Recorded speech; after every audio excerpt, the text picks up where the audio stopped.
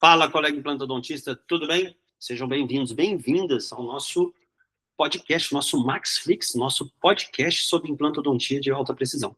Eu sou o Dr. Maximiliano Dentista e eu ensino implantodontistas a fazerem implantes dentários sem erro. E nessa série, né, aqui no nosso canal, eu estou mostrando como implantodontistas, né, podem minimizar as chances de erro nos seus casos. Tá? Então, se você não segue o meu canal ainda, né, se inscreve no canal e ativa o sininho para você receber notificações de vídeos como este que eu vou falar sobre hoje aqui. Então, o nosso bate-papo de hoje, eu vou até apresentar minha tela aqui para vocês. Deixa eu botar aqui meu bate-papo de hoje. Vai aparecer agora aí para vocês. Ó. Olha só que bacana. Vamos trabalhar implantes imediatos em alvéolos infectados, tá? Que é um grande dilema, né? Um grande dilema para muitos colegas ainda, onde tem aquelas situações onde eu tenho... preciso fazer a remoção do elemento dentário, seja ele de qual região, e eu preciso fazer a instalação do implante dentário. Tá? E muitas vezes, durante a radiografia, quando você olha a radiografia, a tomografia, a gente consegue enxergar a lesão. Mas quem me garante que, por exemplo, um tratamento do 11 que fraturou, né? Você tem lá um tratamento odontológico do 11, uma coroa, um pino, houve uma fratura devido a uma queda, um trauma. Quem me garante que naquela região não tem lesão, mesmo radiograficamente ou na tomografia não tem lesão? Então, assim, esse protocolo, apesar, assim, tá em alvéolos infectados, mas muitas das vezes a gente vai utilizar em alvéolos que, teoricamente, a gente na radiografia, através das imagens, a gente não vê que está infectado, que nada me garante que não esteja infectado. E não somente infecções periapicais, mas também como infecções periodontais. Paciente perda de implante devido a infecções periodontais. É um alvéolo contaminado. A perda de dentes, né? É um alvéolo contaminado. Então, a gente vai usar esse tipo de protocolo para esse caso também. Lembrando que esse protocolo é baseado em evidências científicas. Não criei de uma hora para outra, baseado em evidências científicas já de bastante tempo. Tá? Existem outros protocolos, mas eu estou mostrando justamente esse protocolo que, para mim, funciona bem, para meus colegas também funcionam super bem esse tipo de protocolo, tá? E é muito simples de utilizar. Ele faz, né, uma junção de duas medicações antissépticas que ajudam, né, que potencializam o poder da descontaminação desses alvéolos contaminados. Beleza? Então, vamos lá. Vamos fazer essa apresentação de slide aqui. Deixa eu voltar aqui para a minha apresentação de slide.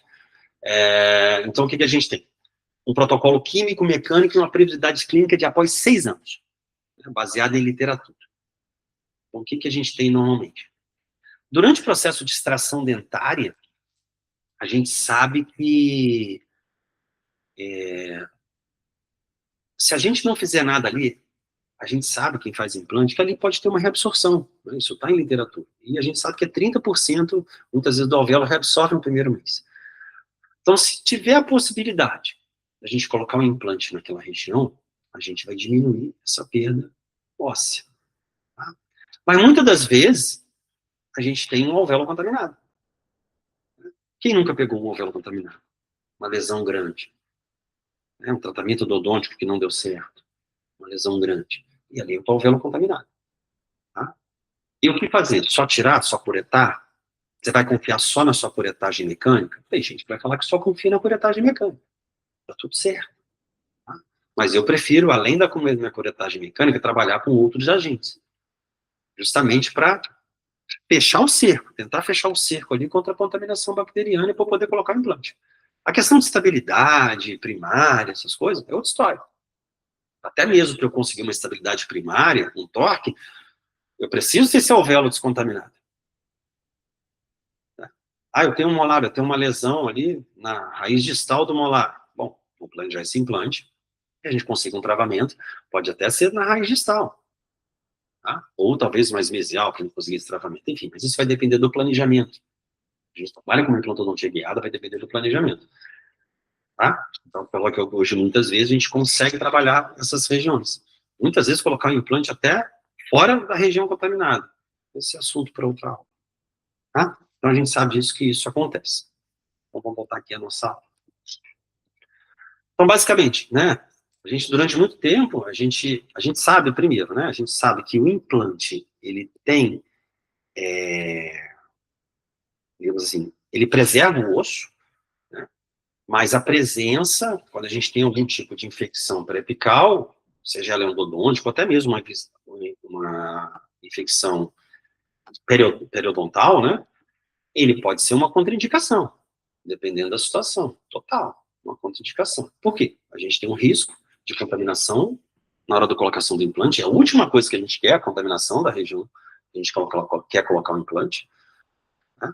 Isso interfere diretamente na nossa ossa-integração, né? Estabilidade, alta probabilidade de periimplantite, estabilidade e ossa-integração, que é o que a gente não quer. Né? O melhor dos cenários é o quê? Colocar implante num sítio descontaminado. Em que situações que a gente consegue controlar isso? Alvéolos cicatrizados, claro. Né?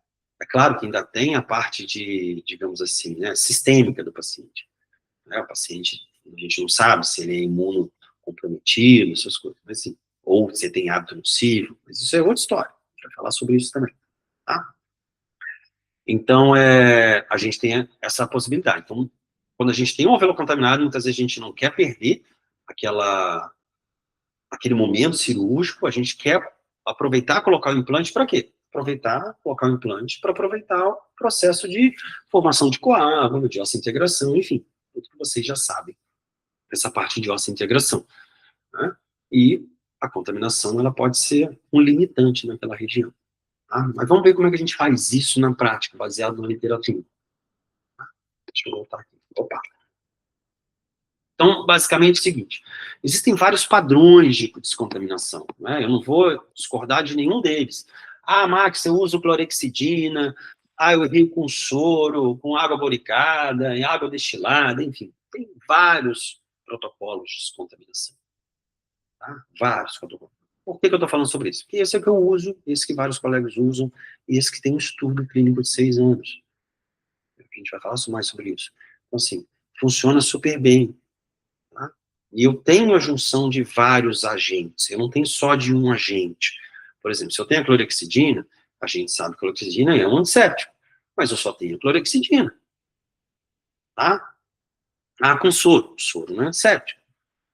Entendeu? Então eu estou juntando, estou aumentando o poder associado à curetagem mecânica. Então, assim, a base da descontaminação, basicamente, são 3 pilares. Onde você tem a curetagem mecânica, a descontaminação por um agente que é o peróxido de hidrogênio e a descontaminação também associada com um antibiótico local. Nesse caso aqui é rifamicina. Vocês estão vendo aí que a rifamicina é 500 miligramas, só abrir um parênteses. Esse artigo foi feito lá fora. Então, essa rifamicina 500 miligramas não tem hoje no Brasil, já teve. Né? E muitos colegas usavam isso. Tá? Já teve, lá em ampolas. Mas a nível hospitalar, só tem hoje, se não me engano, a nível hospitalar. Então, a gente fez uma adaptação, uma utilização de rifamicina spray. Tem que fazer receita controlada, porque é antibiótico de qualquer forma, mas é rifamicina spray, para utilizar nessas regiões. Max, mas é spray, como é que eu vou utilizar? Vou chegar nesse assunto aí, né? Tá? Para vocês entenderem. Mas basicamente um tripé aí, né? São 3 pilares, onde é curetagem mecânica, peróxido de hidrogênio e rifamicina. Tá? Mecânica e química associada, 2. Posso usar clorexidina, Max, associada? Pode, não tem problema. Tá? Mas a gente utiliza esses 2. Max, posso usar água oxigenada e clorexidina? Pode, mas eu não tenho evidência em literatura sobre isso, com água oxigenada e clorexidina. O que eu estou apresentando aqui é com evidência na literatura. Tá? É isso que eu estou apresentando para vocês aqui. Então vamos lá. Vamos lá dar continuidade. Lembrando, não deixa de se inscrever no canal para receber mais conteúdo como esse. Então, basicamente, passo 1. O que a gente precisa fazer? Cara, básico, extração e curetagem. Preservação, quando possível, do alvéolo. Aqui está mostrando em molar, né? Que molar, às vezes, são os pepinos, né? Não tem osso para ancorar, né? Perde a área de furca, né? De septo, né? E tem lesão, mas isso é aplicável para qualquer, né? Para qualquer situação. Então, a preservação a gente preserva, né? Associada à remoção do tecido necrótico. Então, assim, basicamente, uma extração traumática, sem retalho, né? Não preciso falar sobre isso, a gente ser mais atraumático possível. Aqui fala para utilizar Molt, eu utilizo Molt, mas particularmente eu gosto daquelas puretas de alvéolo, aquelas pequenininhas, porque a gente sabe que muitas vezes o Molt não vai entrar aí na raiz distal, na raiz mesial desse alvéolo, então eu gosto de usar aquelas puretas de Lucas, enfim, para puretar bastante também por causa da angulação. Né? Para anterior, talvez o Molt funcione, né? Uma angulação reta, né? Agora para posterior, mais complicado, né? Você tem que ter uma angulação, é mais difícil. Eu gosto de utilizar as puretas, que funcionam super bem nesses casos por tá? Funcionam super bem. E sempre enxaguando. Sempre enxaguando a região. Não tem jeito. Então, enxaguando o tempo inteiro a região ali. Então, assim, normalmente o que eu faço? Irrigação vigorosa, puretando, auxiliar, aspirando ali o tempo inteiro. Para tirar todo aquele resíduo que tem ali. Eu, particularmente, eu perco mais tempo uretando o alvéolo cirúrgico e propriamente as outras duas fases. Tá? Porque, assim, a curetagem depende unicamente de mim. Eu tenho que ter muito bom senso, eu tenho que sentir na minha mão ali a textura, né? A resistência do tecido. E todo mundo já fez isso, todo mundo já tirou lesão. Sabe a resistência do tecido que tem naquele região. Até bom, né? Eu gosto, né? Às vezes eu vou curetar uma lesão e falo assim, cara, que delícia puxar isso aqui, né? Você vai curetando, às vezes você consegue tirar ela inteira. Tá? Eu gosto de fazer isso. A gente vai soltando todo aquele tecido de granulação. Então, eu perco muito tempo nessa parte, nessa fase de remoção do tecido de granulação. Porque eu sei que logo em seguida, nas outras duas fases, eu preciso ter uma região limpa. Mas eu tenho consciência absoluta que ali não vai estar 100% limpo, por melhor curetagem que eu faça, por melhor curetador que eu seja. Tá? Então, por isso que eu vou associar as outras duas fases químicas. Eu vou curetando, até sentir só o osso. E às vezes, quando eu estou sentindo só o osso, eu cureto mais ainda. Tá? Para ter a certeza, digamos assim, que eu estou tirando toda a lesão. Beleza? Então vamos lá. Enxaguando com soro fisiológico o tempo inteiro para remover todo tipo de detrito ali. Tá? Então, vamos lá. Logo em seguida, a gente vai trabalhar com uma. Aí é o passo 2, o segundo pilar. Pilar 1, curetagem. Pilar 2, oxidação química do biofilme. A gente vai entrar com água oxigenada 10 volumes. Que água oxigenada 10 volumes é essa? Peróxido de hidrogênio, já falei logo, água oxigenada. Peróxido de hidrogênio é 3%, água oxigenada 10 volumes. Vidrinho azul, vende na farmácia, é ridículo. Bicharia, que custa. Tá? Você vai lá e vai comprar. E faz irrigação ativa do alvéolo por 60 segundos. Irrigação ali, fica irrigando devagarzinho, aspirador, o tempo inteiro, né, ali do lado, com aquele cuidado que você tem, auxiliar ajudando, aspira, irriga, né? Irriga, aspira, aspira. Por quê? Porque o próprio peróxido de hidrogênio, aquele antigo antisséptico, né, que utilizava lá nos machucados, né, antigamente, hoje ainda usa, né, machucou, lava bem, olha só, machucou, lava bem, presta atenção nisso, gente.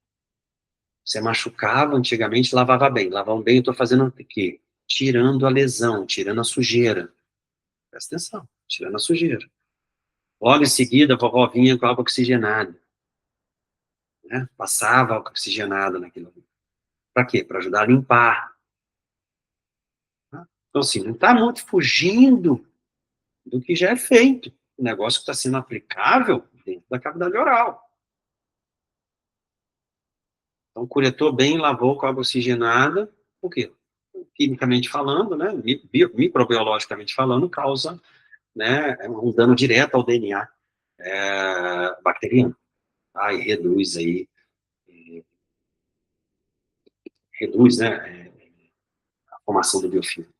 Aí, logo em seguida, claro, o enxágue, né, a lavagem do soro fisiológico para evitar a embolia gasosa.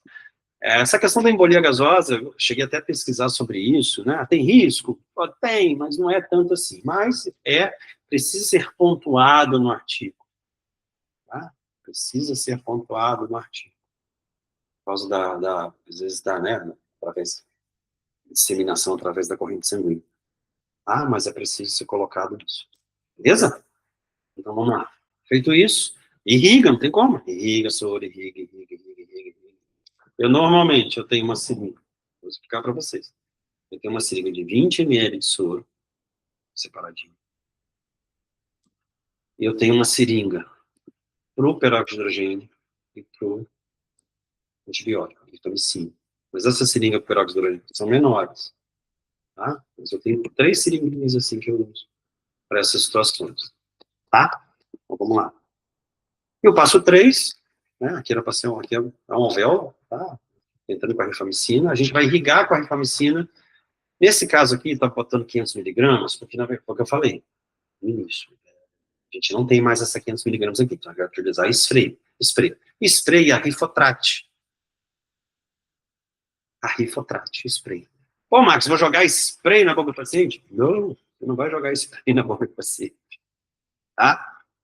Você vai pegar o spray, vai botar no pote d'água em estéreo, que você vai esterilizar com o seu material, e vai aspirar com a seringa. E vai jogar ali. Tá? E vai fazer a aplicação conforme recomendado. Então, você vai lá, vai aspirar a solução, né?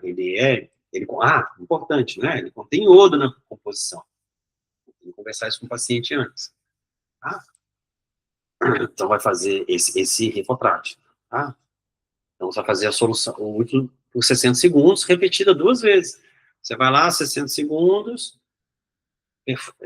lava com soro fisiológico, mais 60 segundos, lava com soro fisiológico. Ou seja, o antibiótico inibe, né, o RNA polimerase da maioria dos grãos, né, gram positiva, age contra os gram positivos, né, e biofilmes persistentes. Só que isso, eu gosto de associar, presta bastante atenção, com uma medicação pré-operatória. Sempre vou entrar. Tem gente que fala assim, eu não uso pré-operatório, uso pós-operatório antibiótico. Tem gente que faz isso. Eu gosto de entrar com pré-operatório, de preferência 2 a 3 dias antes. Qual pré-operatório? Antibiótico terapia. Qual deles? A que você está acostumado, que o paciente pode. Pode ser amoxicilina, azitromicina, o que seja, mas de preferência 2 a 3 dias previamente. Para com o paciente chegar no dia da cirurgia, já está blindado. Entendeu? Pelo menos sistêmico, ele está blindado ali, sistêmico. Aí você vai fazer ação local. Então, sempre antibiótico terapia prévia. A que você está acostumado. Não vou falar assim, você tem que usar isso aqui. Não, você está acostumado, o paciente está acostumado. Antibiótico terapia tem muito a ver com o que o paciente está acostumado. Às vezes ele já tomou alguma medicação. A gente vai utilizar aquela, tá? De preferência dele ali. Para as outras medicações, né? Analgésico, inflamatório, enfim. Aí é de preferência de cada um. A gente vai fazer essa utilização associada, então, utilização sistêmica associado ao passo local, onde eu tenho coletagem, oxidação com água oxigenada e utilização de um antimicrobiano. E como fala aqui no finalzinho, a combinação de antibióticos reduz a necessidade de altas concentrações fitotóxicas. Ou seja, eu estou combinando uma coisa não com outra. Então, estou diminuindo de alta concentração. Tá? Isso tem muito sucesso. E o passo 4, também isso é muito pessoal, isso aqui é relatado no artigo. Tá? Tratamento do implante, enfim, subcristal e preenchimento dos defeitos, de ancoragem.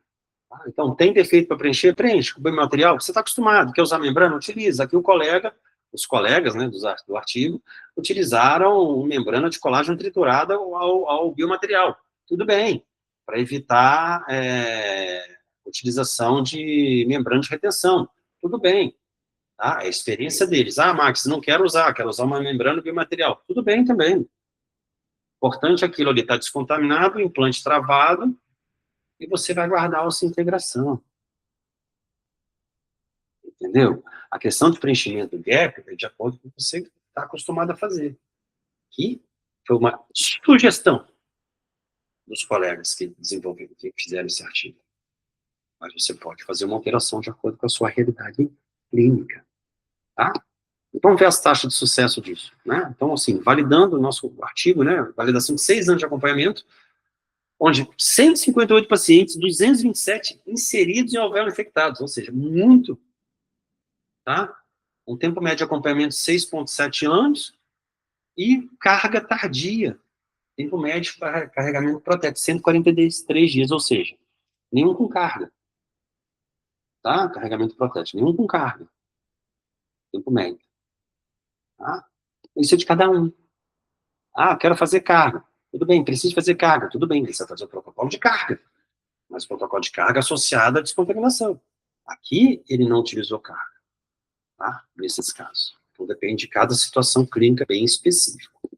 Beleza? E uma taxa bastante interessante de sobrevivência. Ou seja, apenas 11 dos 227 implantes apresentaram falhas, devido a quê? Não foi relatado no artigo, mas falha. Pode acontecer, isso é normal. Não é porque ele não está infectado, a gente perde implante. A taxa de sobrevivência foi muito boa, ou seja, mas está basicamente alinhado com implantes colocados em locais não infectados, ou seja, alvéolos cicatrizados. Ou seja, eu estou transformando uma região infectada em não infectada. Então, isso é muito interessante. Aumenta muito, né, o seu leque de opções nos seus casos de implantes dentários. Então, isso é bastante interessante. Tá? E, é claro, é uma situação bastante interessante, que é a seleção do paciente. A gente sabe que pacientes saudáveis, a gente tem uma chance muito maior, uma previsibilidade quase que absoluta, né? Ou seja, vocês estão vendo aqui, 98,8 pacientes saudáveis. Pacientes com histórico médico, hábitos nocivos, a gente tem menor. Mas não quer dizer que foi a causa da infecção. O paciente com históricos, hábitos nocivos, bruxismo, tabagismo, diabetes, osteoporose. Ou seja, isso tem essa diferença, independente se houver um infectado ou não. Mas isso vai ser decisivo. Você vai lá, pega um paciente periodontal, diabético, infecção na boca, pô, vou fazer uma descontaminação de alvéolo. Beleza, vai funcionar? Vai funcionar. Mas você sabe que você pode ter uma chance menor de sucesso, não pela questão de descontaminação, mas por questão da parte sistêmica do paciente. Tá? Sistêmica do paciente. Vamos lá. E para a gente finalizar, né, a gente sabe que hoje a gente trabalha muito, né, com inserção imediata do implante pós-extração, e a gente sabe também que alvéolo contaminado hoje não pode ser mais uma contraindicação, a não ser que não tenha osso nenhum para travar. Apesar de que tem trabalhos aí que estão colocando implante com pouco osso mesmo ali, né, baixo torque, mas com estabilidade. Enfim, tem que falar também mais sobre isso lá na frente. Mas a gente sabe que alvéolo infectado já não é mais uma contraindicação absoluta. Então, se a gente tem um protocolo, né, bastante fechado, bastante rigoroso, onde a gente vai utilizar a curetagem mecânica, a gente fala, curetagem mecânica, associada à química do peróxido, né, a sinergia que está falando aqui, a sinergia do peróxido de hidrogênio mais a rifamicina, a gente consegue neutralizar a infecção e preservar o osso com segurança. Ou seja, mecânica, 3 pilares. Mecânica e a sinergia química do peróxido de hidrogênio e rifamicina. É isso que a gente consegue ter uma excelência na nossa perfuração, instalação do implante. Então, quando a gente encontra, né, tem um paciente certo, que está totalmente controlado, né, e trabalha, utiliza um protocolo correto, a gente tem uma chance muito grande de ter sucesso nos nossos casos de implantes dentários. Show de bola?